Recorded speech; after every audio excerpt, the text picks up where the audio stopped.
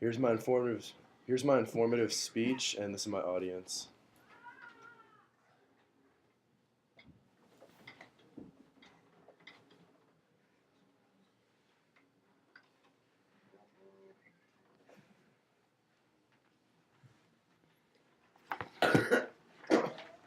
Alright. Nearly $60 billion. That's how much the individual I admire the most is worth. He's Warren Buffett. This man has accomplished a ton in his life so far, and he comes from a family of three with one younger and one older sister. Even as a youngster, Buffett expressed a love for making money. I really admire his work ethic and all that he has been able to accomplish. Today, it is not uncommon for everyday people to underestimate how much Buffett has actually had to work in order to get to the place where he is now, though. Buffett came from a simple family in Omaha, Nebraska, and has worked extremely hard since the age of 6 to build a fortune and save as much as he could along the way. In order to convey this to the audience, I've researched all that I can about Warren and formed a concise history of this interesting individual. Growing up, Buffett worked a lot of odd jobs and was keen on saving as much money as he could. Buffett has been interviewed many times, and each time he expresses how he only wishes that he could have started earlier. This is remarkable because of the fact that he actually started at an age that is believed to be very young for entering the business world. Buffett began selling gum to neighbors in order to boost his cash supply and get on track to saving his money. He quickly realized that he would have to work harder and do more if he was going to gain all that he could. By saving up the money that he earned from soliciting gum, Buffett was able to purchase a used pinball machine. His savvy mind led him to the idea of how to turn a good profit. He simply took this machine and installed it in the local barbershop in his town. Very quickly after, he had turned a profit and began installing multiple machines in different shops throughout town. This practice Buffett was doing led to a good profit, but he wanted more. He took some of his earnings and bought a new bike. Now, while the machines were making money, he could simultaneously run a paper route and dramatically increase his income. From that point on, Buffett has always let it be known that he much prefers non-manual labor and has kept on with this motto. Buffett continued on saving money all throughout his childhood and had a good amount stocked away by the time of college. It was here that Buffett really started to hone in his business skills and began preparing himself to build his future empire. He learned of Benjamin Graham and Phil Fisher. He claims to be about 15% Fisher and 85% Graham.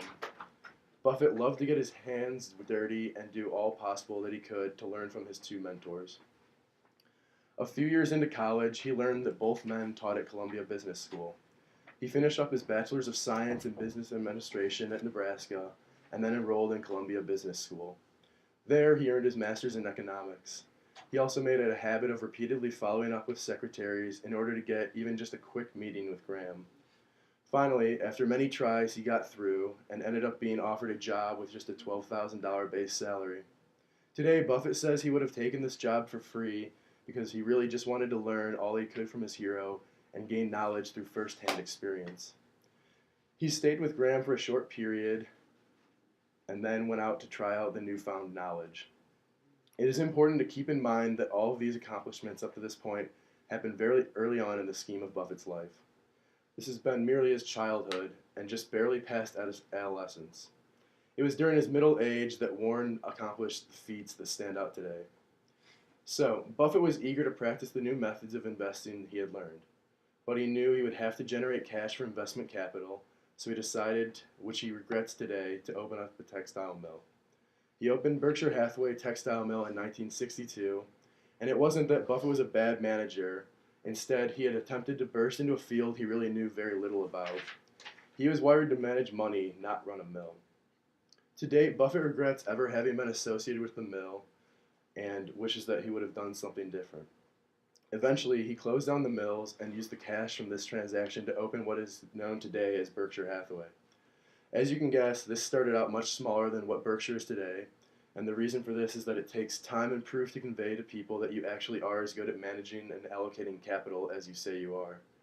Buffett passed all these tests with flying colors, and over the years has simply grown his empire to what it is today by sticking to the fundamentals that he sculpted him as an investor and remained disciplined enough to not go along with what everyone else is doing.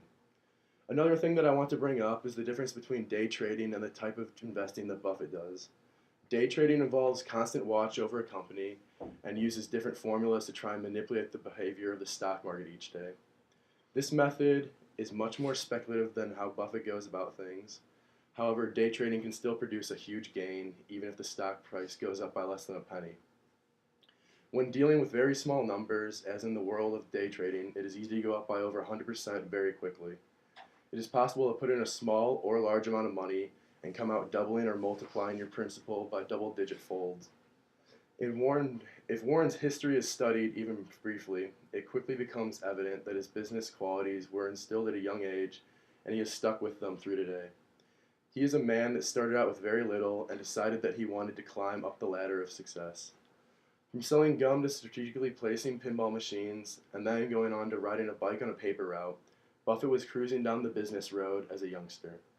Having reached notable success for his age, he filed his first tax return at age 12 and ended up taking a $35 deduction for the use of his bike and his watch on the newspaper route. Buffett has gained so much for himself and every shareholder who entrusts him, yet he still is not satisfied with the amount being given back. To help raise this measurement, Buffett has partnered with the Bill and Melinda Gates Foundation in order to effectively donate money to causes worthwhile and provide tools necessary to brighten the future. I have researched Warren extensively and have highlighted what I feel to be the most prominent and interesting points yet in Buffett's life. I have learned a lot about Buffett myself through this research, and I wish to inform as many people as possible on the topic of Warren Buffett and everything that he has accomplished. I find this individual remarkable, and I aspire to give it my all in the career of my choice just the same. Today here's a picture of Warren Buffett and Bill Gates. They're just kind of working on the Bill and Gates Melinda Foundation, deciding what they want to use the money for. Here's a picture of the first textile mill, which later became known as Berkshire Hathaway. And this is just an excerpt of one of today, Buffett's famous now for writing his annual shareholder letters, and in each letter it kind of just gives a good business background and teaches you new things. Thank you. Here's my audience again.